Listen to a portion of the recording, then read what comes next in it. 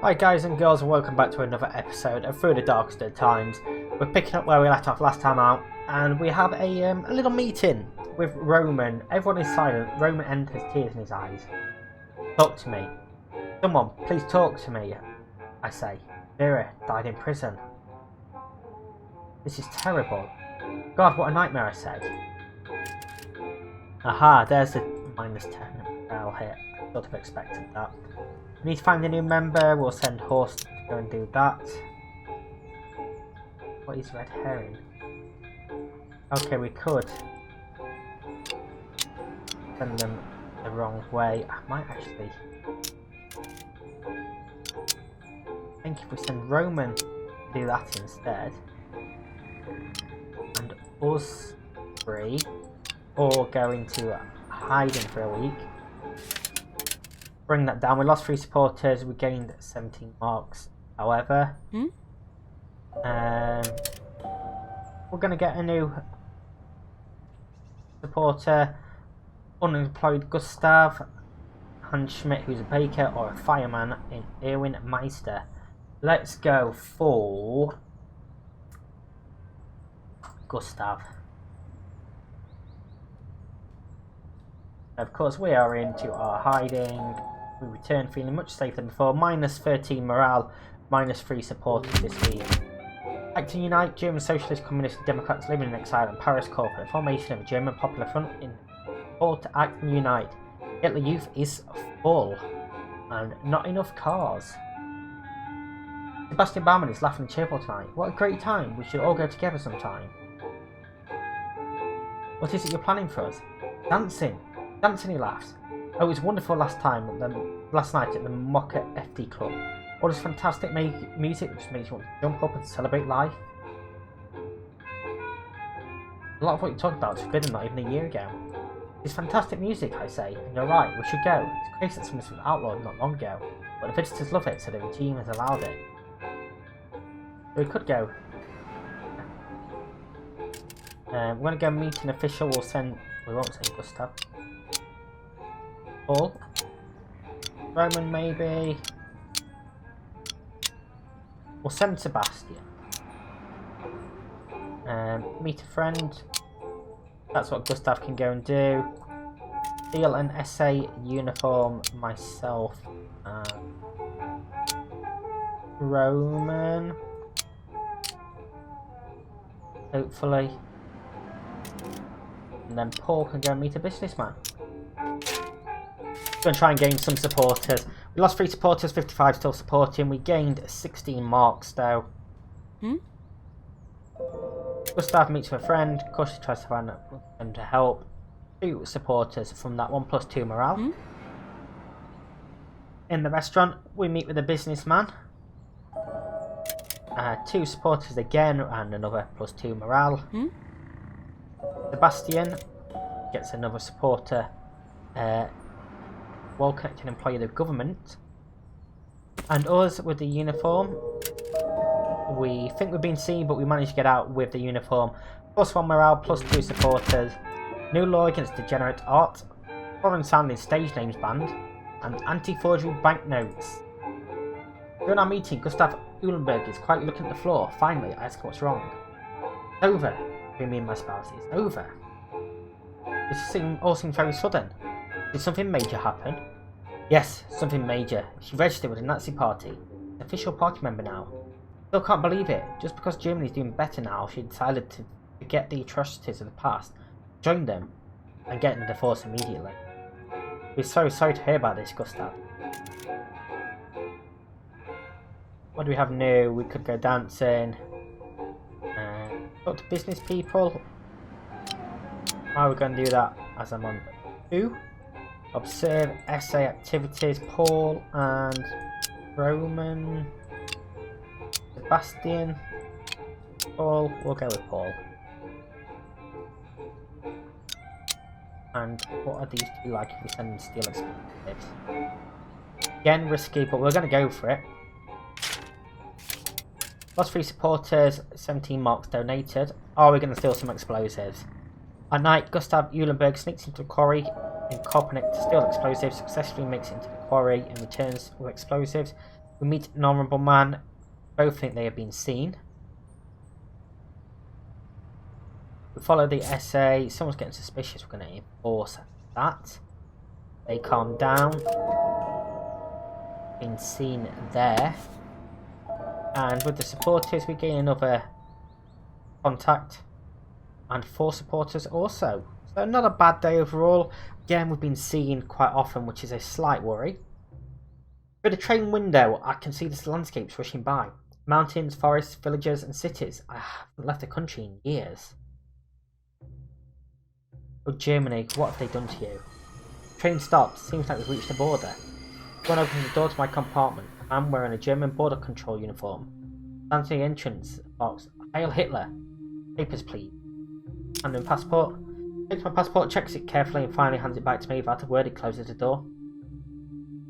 The train starts rolling again and a few minutes later it stops a second time. Someone knocks at the door. Come in. Bonjour, monsieur.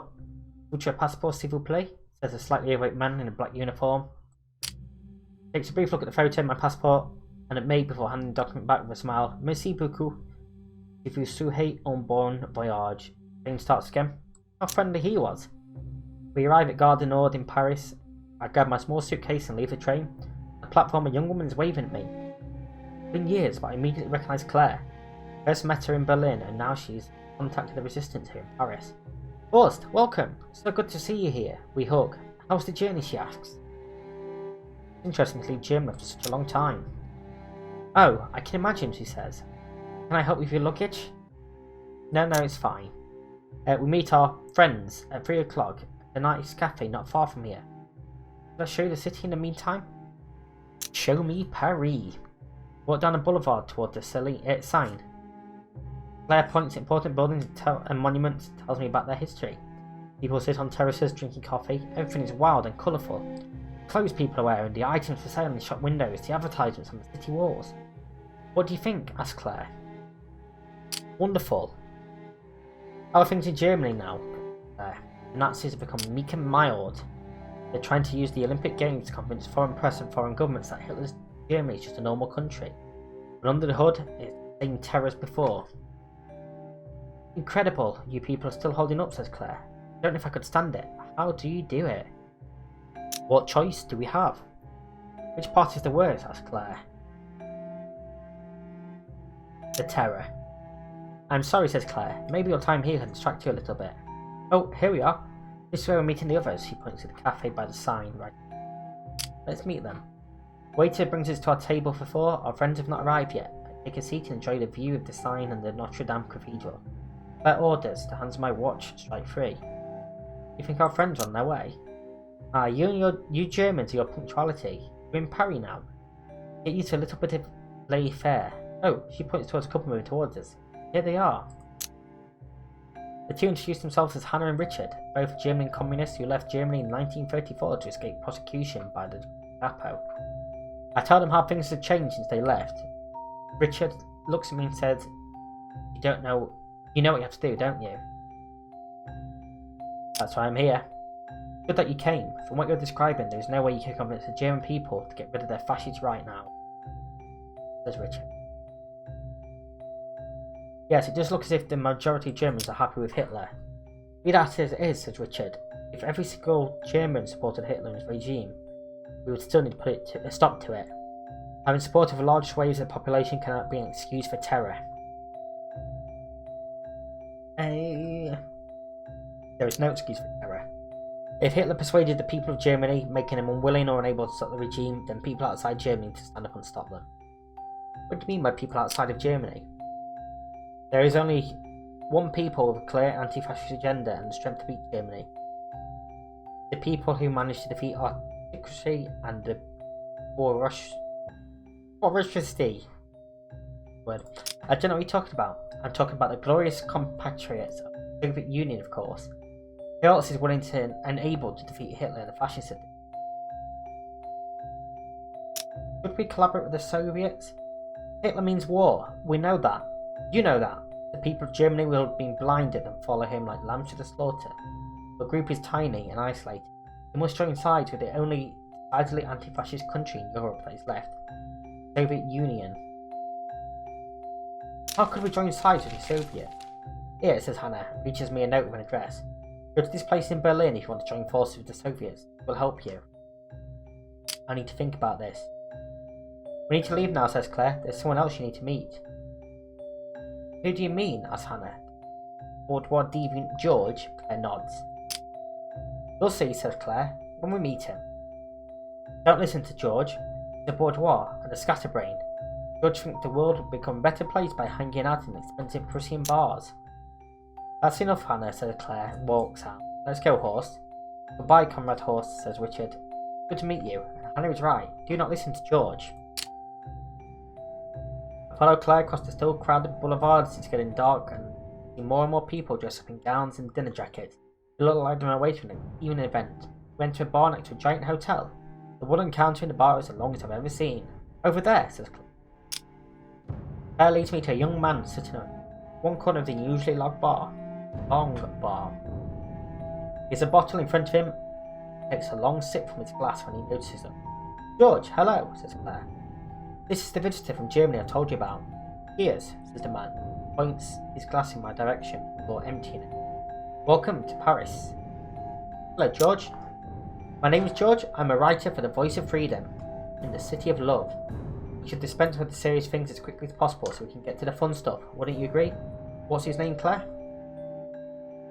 My name is Horst Wall. Shh, says George and looks left and right. No last names. This city might still look fake, but the bloody Gestapo has agents everywhere. So, Horst, listen carefully. What do you know about Spain? Is the way to a sign. Political unrest, still a democracy? Yeah, I conclude. You don't know anything. What you need to know is there will be a civil war in Spain soon. The fascists will try and take over, but other factions won't let it happen. The waiter puts 2 glasses on the bar, one for me, one for Claire. How do you know? I'm a writer. I know these kinds of things. I have sources. I'm also working with the British Secret Service, something I would recommend you do as well. Why would they be interested in working with me? Trust me, they will be. See what will happen in Spain.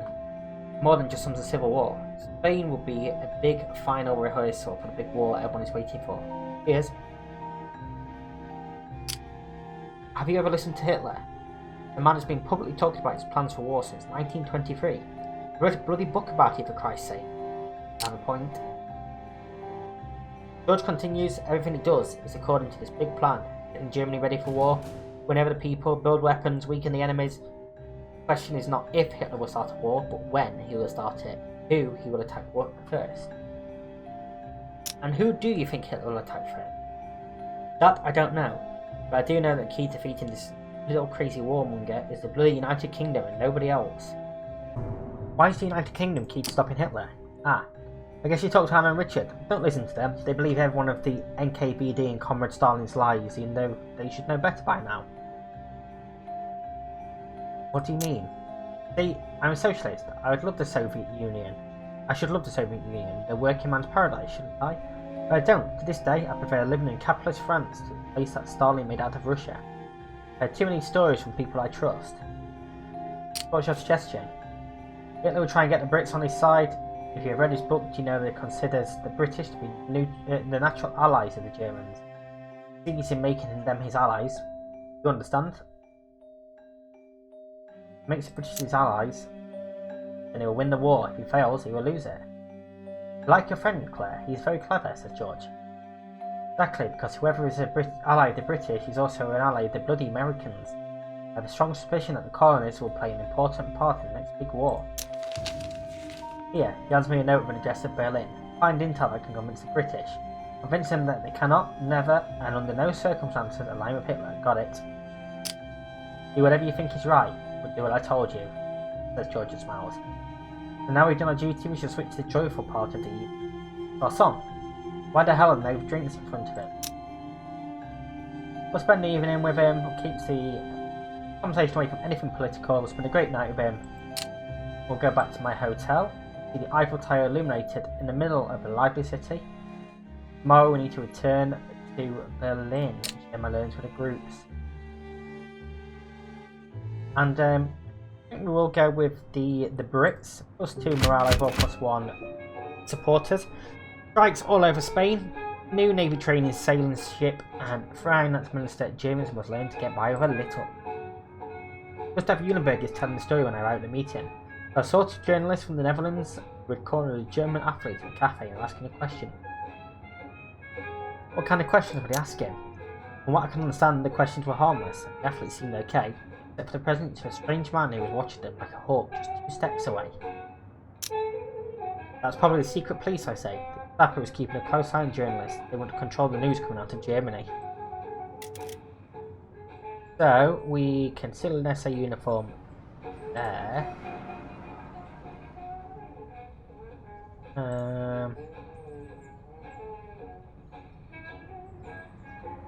Is it a museum?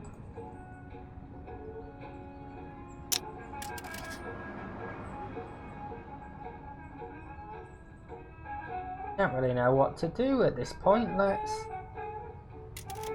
seal an SA uniform. Oh, we do have some level ups actually. We are going to increase save for us. And Sebastian, let's say also. We're not going to steal that. That's too risky. Gustav, go and collect some donations. Not Paul. Roman, donations. Sebastian.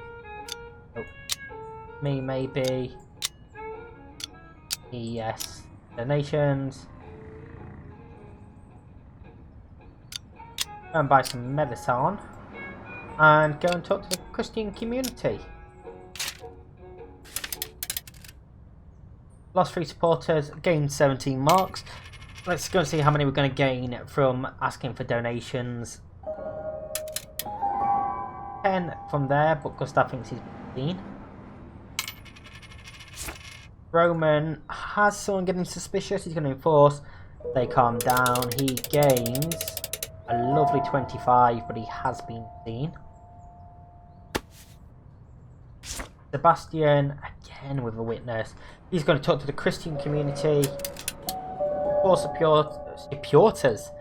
supporters, he has been seen also. Paul going to buy some medicine, he gains 1. And we are some donations. And now we get a new donator, Alfred Euler. And we get away with that. +3 morale, +1 supporter. 23 anti-fascist sentenced to prison. Himmler now chief of German police. And get your tickets for the summer games now. Towards the end of our meeting, Gustav Eulenberg told us about an encounter with tourists in the city. He said there were 2 ladies from England admiring the Berliner Dom, and I was close enough to overhear them. How did you know they were from England? I could recognise the accent, and one of them mentioned London. Gustav takes a deep breath. So they're saying, oh, everything is so lovely and we've heard all these terrible things about persecuting and killing Jews. Clearly none of it's true. But it's so frustrating. Oh, believe me. I almost jumped in right there. And then set the record straight, but I could see there was a policeman nearby and it wasn't worth the risk. I walked. You want the police to know who you are, I say. And that's where we're going to end this episode. If you have enjoyed this, please do hit that like button. Make sure to come back for the next time. The best way to do that is subscribe and ring the bell so you do get notified whenever the videos come out. Until next time, stay safe.